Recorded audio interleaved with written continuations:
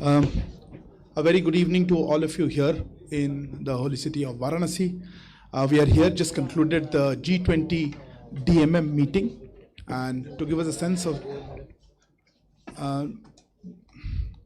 thank you very much for joining us. We've just concluded the development ministerial meeting chaired by Honorable External Affairs Minister Dr. S. Jaishankar, to give us a sense of the conversation and the meetings that happened.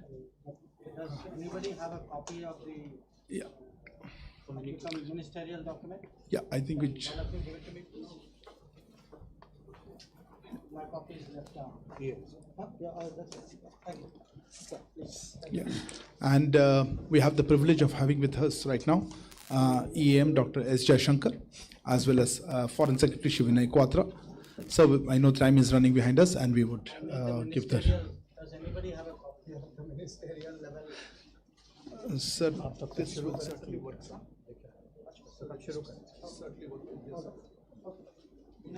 If I can get a text, it would be. Yeah.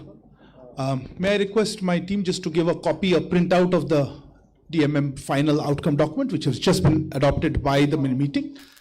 That will be here with us in a minute. Quickly, if you could. Sir, may I hand over the floor to you?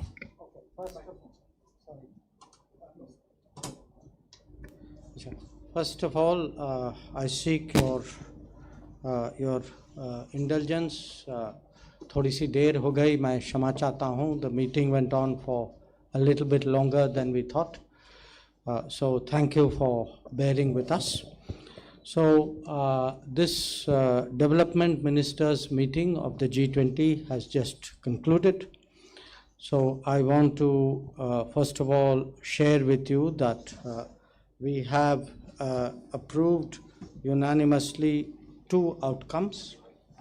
One is a G20 action plan on accelerating progress in the Sustainable Development Goals.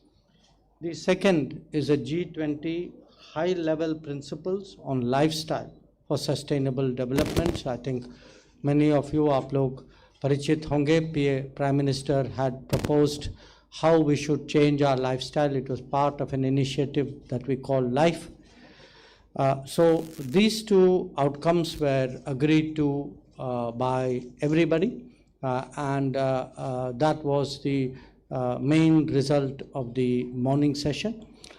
We had further discussion on these subjects in the afternoon. Much of the morning was spent on sustainable development goals. Much of the afternoon was spent on climate change and the relationship between climate change and sustainable development goals. Then at the end of the meeting, we had outcome of the ministerial, of the development ministerial, which was an outcome document and a chair summary, because some countries had reservations on some parts of it. So these were the three documents which were done. In terms of the action plan, I want to share with you that the action plan put a very sharp focus on women-led development for achieving SDG goals. There was a commitment, how do we leverage data for development, because this is a digital era and there are many digital tools which can be used to advance development. Many of you are familiar. In India, in the last few years, we have shown how much of a difference digital apps and digitally driven programs can make in terms of public delivery of programs and goods. It also focused on human-centric economic growth and the sustainable finance for development, including through the reform of international financial institutions. So these were the main aspects of the action plan. And the action plan is very important because I think most of you would know that in the last few years, many of the sustainable development goals of countries have fallen behind. because they are under financial stress. There is a debt pressure on them. They are finding food and energy and fertilizers more expensive. Expensive. So the G20 basically understood today, recognized today that the global south is having great problems, that somewhere we have to respond to it through an action plan. So this action plan was proposed by India, and I'm very happy to say on this matter there was no politics. Everybody understood the importance of it. Everybody rose to that occasion. So there was a desire to be completely helpful on everybody's part. The second outcome was on lifestyle for sustainable development, and basically the thinking behind this, because some of you would be familiar, some of you may not be so familiar what is this initiative about. Basically what has happened for many years, when we think of growth, we think that growth means there should be more consumption in every country, in every society. So our thinking of growth is there should be higher consumption, and that will drive growth. What it has happened is that this has damaged nature. This has created problems for the planet. So Prime Minister has been proposing for some time that instead of looking at the supply side, we should actually look at the demand. And if every individual, because when we again think of saving the planet, we think, okay, this is the job of a government, it is the job of UN, it is the job of an organization. We don't fully recognize it is a job, it is a responsibility for every one of us. That there is an individual, that is every one of us as an individual can contribute to a better planet, to protecting really the environment and nurturing it. And this is something which has taken the form of, as I said, this set of initiatives, and they focus on economic and social improvement through lifestyles for environment. They give priority to basic needs, because again, many countries, and again, I point even to India, that the basic needs of vulnerable sections of society have to be met if we are to talk seriously about sustainability. That sustainability, we cannot say there is a sustainable planet and you have a very rich segment of that planet, you have a very vulnerable segment of the planet, and one is not connected to the other. The third part of it is really the outlook of Vasudhaiva Kutumbakam, which is really the world is a family, and in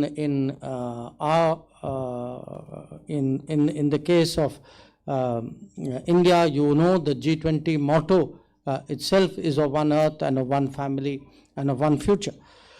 And the core principle, what I think today the G20 agreed is, individuals, apart from governments and organizations, individuals and communities must contribute to environmental and sustainability issues, and that this needs to be done at a grassroots level. We also had a discussion about how, you know, the local communities should connect with global policy making. How do we link that? How do we get benefits of that? And that, again, there was a very important acceptance that when we talk today about progress in the world, it is not just about economic progress, though economic progress is very important. Economic progress must always have sustainability as a component. There must also be a sharing of cultures, and that is again something that was widely recognized. So this is broadly the sense of what we discussed today in terms of the documents. I just want to add something else, because during the course of discussions, I think many delegations made some very interesting points. A lot of them were very appreciative of the Voice of Global South summit process which India had convened.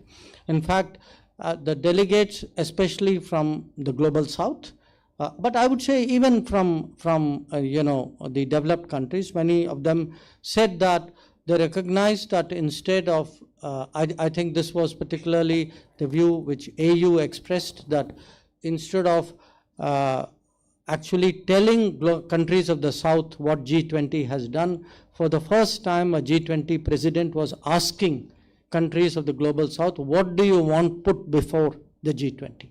So this was a very strong point which was made. The second point I want to bring to your attention is, you all know in the morning our session began with Prime Minister's address. That address is public, it was an open session, and it was very, very widely welcomed. I think many heads of delegations in their remarks actually specifically said that they saw a Prime Minister who was personally invested in development, in sustainability, in poverty alleviation, in inclusiveness. And his address, I must tell you, really set the tone today for our discussions. I want to add a small personal touch here as well. After Prime Minister's address, we showed a brief snapshot of the progress in Narmada district in Gujarat. And the reason is that it's an aspirational district.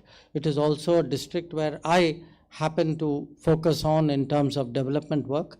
And I was actually able, because yesterday a lot of ministers asked me, saying, we read about development in India. We hear what does digital do, that's advancement in terms of women's issues. We are seeing education progress. So they were very curious that, we read about it, but, how does it happen on the ground? So this snapshot that we did, and after showing it, in fact, I put it out on Twitter, so those of you who are curious may want to see it.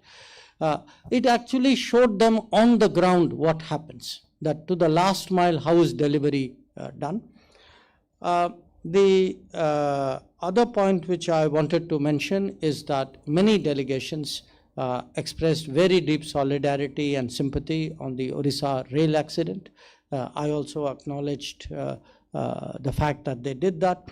So again, I make the point that at moments of misfortune or tragedy, today the whole world really stands as one.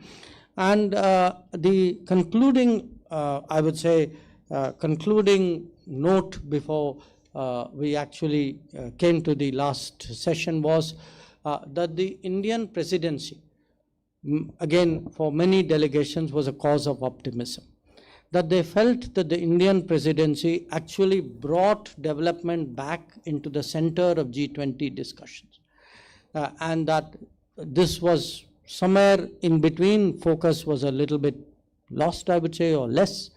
And they were very, very appreciative of this. So this was really the thrust of the meeting developments. But I think my coming here and speaking to you, I should, of course, fully recognize the enormous support that we have got to hold this meeting in Varanasi. We had yesterday, most of us went for the Ganga Aarti, and almost everybody told me today morning in the meeting, before we went into the meeting, for them it was a unique experience. That if other than the outcomes we got, everybody said when we go back, we will carry that picture of Ganga Aarti in our minds.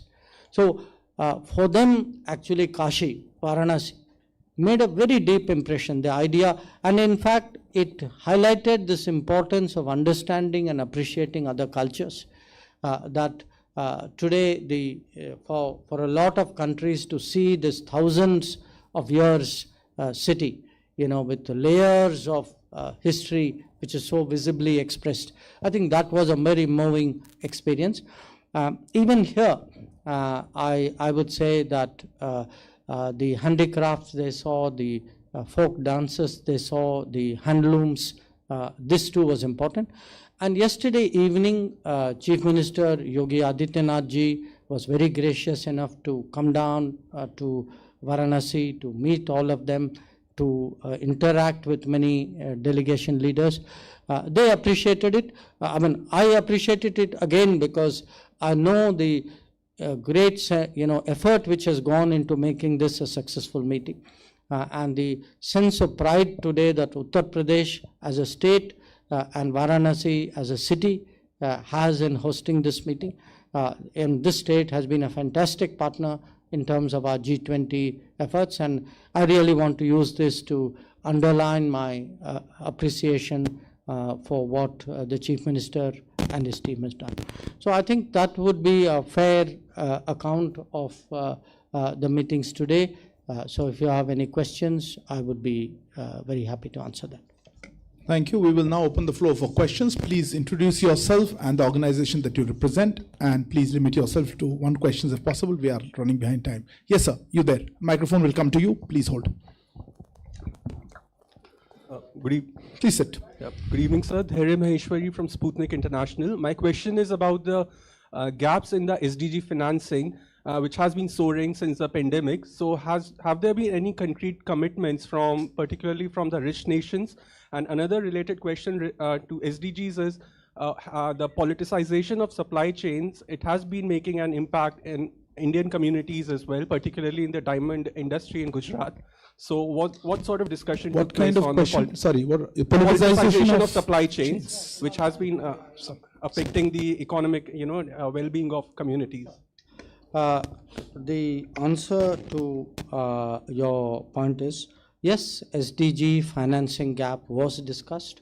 Yes, it was recognized as a very, very important issue. And there was a discussion about the UN Secretary General's proposal for a SDG stimulus at the UN. There's also, by the way, a Paris summit on a new global financing pact in which France and India are among the leading countries who are working on that. So this was very much a concern, because at the end of the day, the feeling was without more resources. Before SDG was slowing down, actually in the last few years, many of the goals have regressed. So the feeling is we have to do something very different, very special, and resourcing was one of the issues.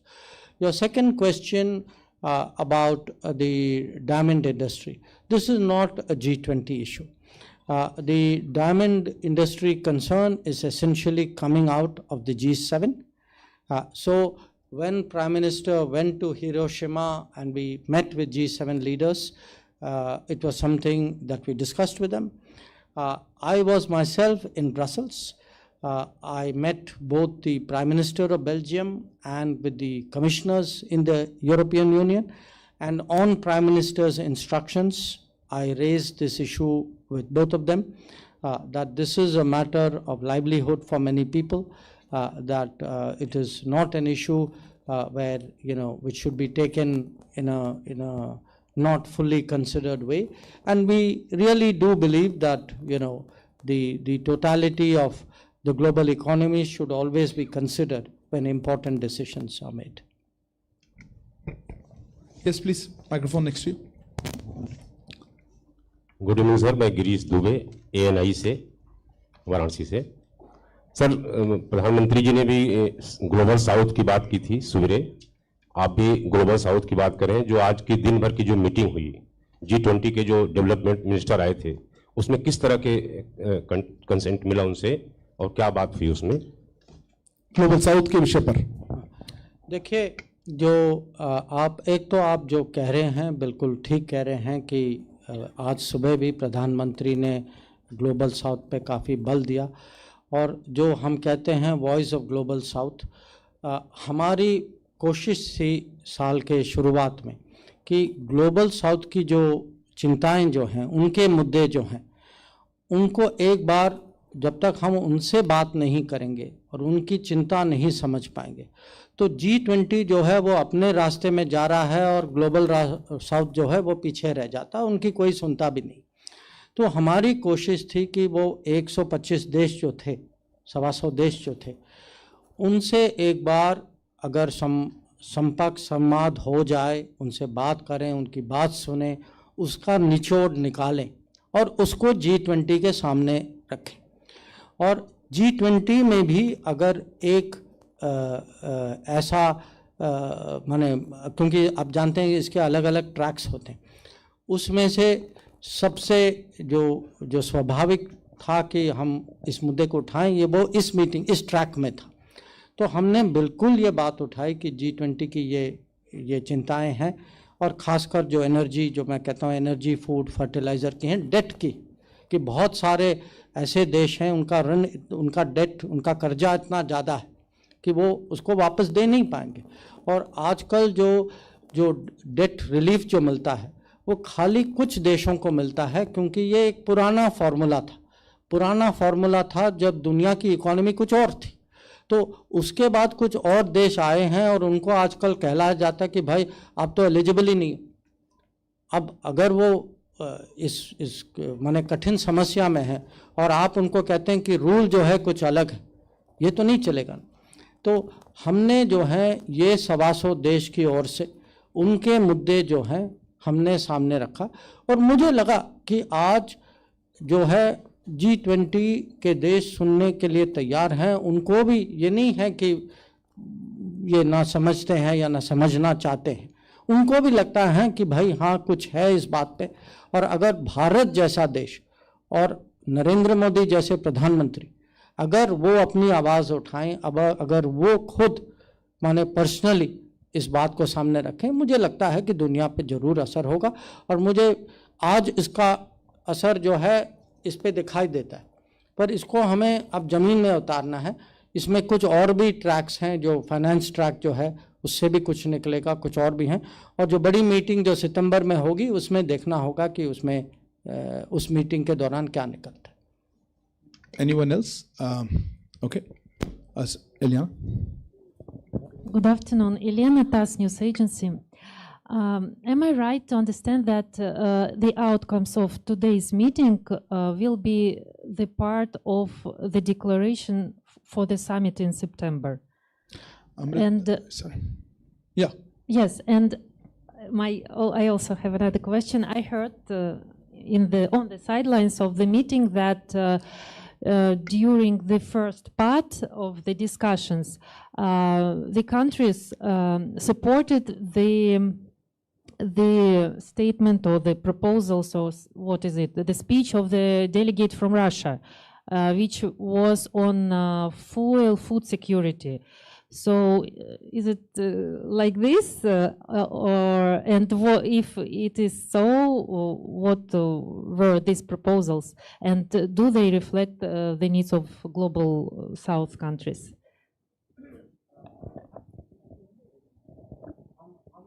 Because we're running a little bit out of time. Please go ahead. So this is Amrit Pal I'll Singh take from two and then. DD News.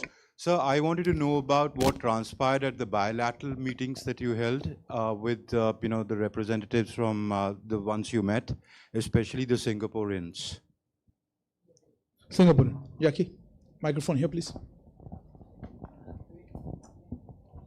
Thanks. Hi, Jackie Martins, BBC. Just a question. At the beginning of the whole G20 process, there was concern that Ukraine was going to slightly derail the talks. Do you feel that this meeting has put the focus squarely back on development, which is what India was interested in, where the meeting should go? Last question, you please.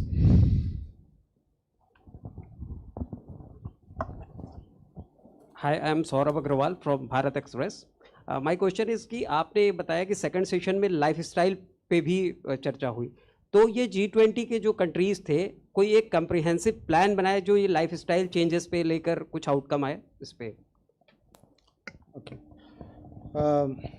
Your first question about the summit. You know, what typically happens in a G20 presidency is there are many tracks. There are about, I think, 14 or 15 tracks.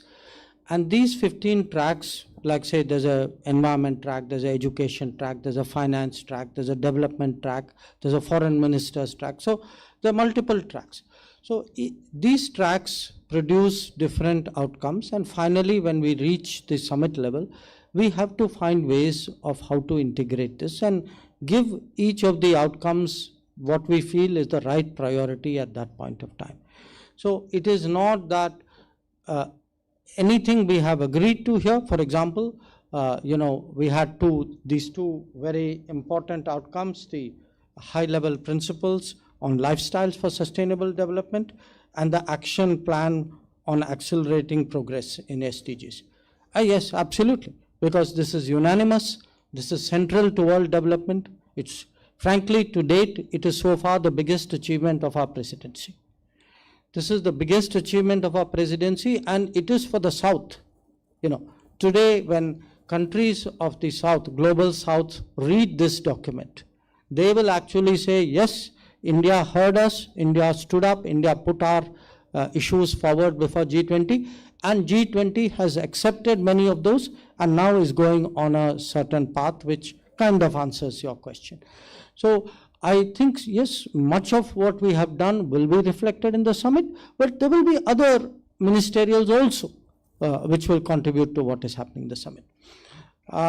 You asked me about the Russian head of delegation's remarks. Look, first of all, I think what happened inside the room, unless it is very complimentary and polite, we normally don't, say this delegation said this and that delegation said this. I would say the fairest thing would be every delegation spoke for its interest and for its I would say, outlook. Now, different countries, some countries may be a little closer to others, but I would not get into this, who supported whom and who did not support whom. I don't think that is helpful. I think the fairest description is everybody spoke for themselves.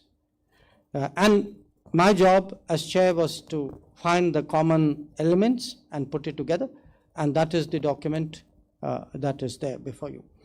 The question about Singapore, we had a discussion on a set of issues because we have a continuous conversation with Singapore. Some of it was bilateral because we have a high-level ministerial visit. But the most important thing today with Singapore was that Singapore ratified the International Solar Alliance. So they gave me the ratification document. So that is a big step, because when a country like Singapore, which is so active, energetic, which is so motivational for many other countries, joins the ISA fully, this is something which is very important. Your question about, is the focus back on development? I think yes.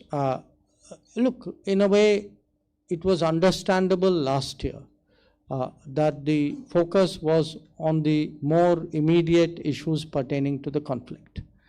But what happened was, over a period of time, the narrative began to take root that the conflict and its repercussions should not obfuscate, should not completely sideline what are real concerns, pain points of the global south. That there are countries today where they cannot afford food, they are running short of fuel, and a lot of it, I must tell you, is in this region. You look at our neighbors. Our neighbors are among those who have suffered a lot in the last year. I've made a few trips to Africa, and you can see the impact of that. So, we are in no way diminishing the seriousness of the conflict and its consequences. So, and that was an understanding of the leaders. So, right now, our focus is really how do you today address this very pressing needs of developing countries, the small island developing states, the least developed countries, those who are really teetering on the edge of an abyss. And that, I would say, with some pride and some, really a sense of achievement. I think today, if you ask me what did you get done today, I think we really got the G20 to look at sustainable development growth, look at what is happening with Global South, think about financing for them, look at climate, think about climate financing, look at the link between development and financing, look at women's issues, at education, at digital. These are the real issues of the world. And I think in that sense, yes, we, I think, got the spotlight, the focus on those issues.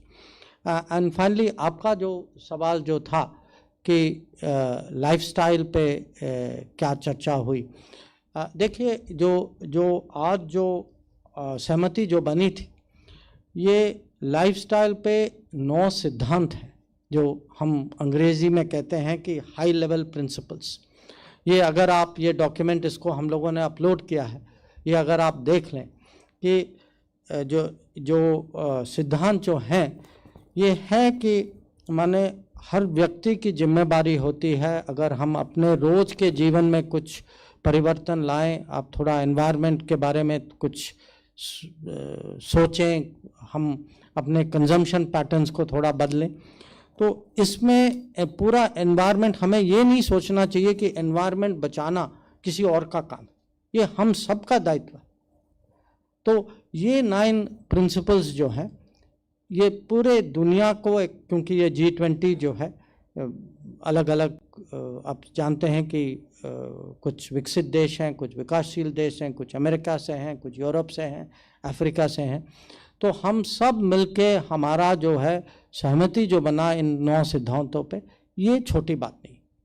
और ये सहमति जो है ये global south के बहुत काम आएगा, क्योंकि एक बार अगर आप मान लें कि हमें कंजम्पशन पे कुछ सीमा रखनी चाहिए, कुछ अनुशासन दिखाना चाहिए, तो ये दुनिया में एक किस्म से फोर्स ऑफ चेंज बन जाता है। तो मुझे लगता है कि आज जो है दुनिया में बहुत ऐसे देश होंगे जिनको लगेगा कि आज सचमुच भारत के नेतृत्व में उनके हित जो हैं आगे बढ़े हैं, कि उनकी मांगे जो हैं उसको कहीं दुनिया ने माना है, और कम से कम उसको कैसे आगे बढ़ाएं, वो प्रोसेस जो है वो जारी होगी। Thank you very much, sir. Thank you for a comprehensive briefing. Thank you also to Foreign Secretary, sir, and to S. Jaishankar. Thank you all for joining us. Good evening.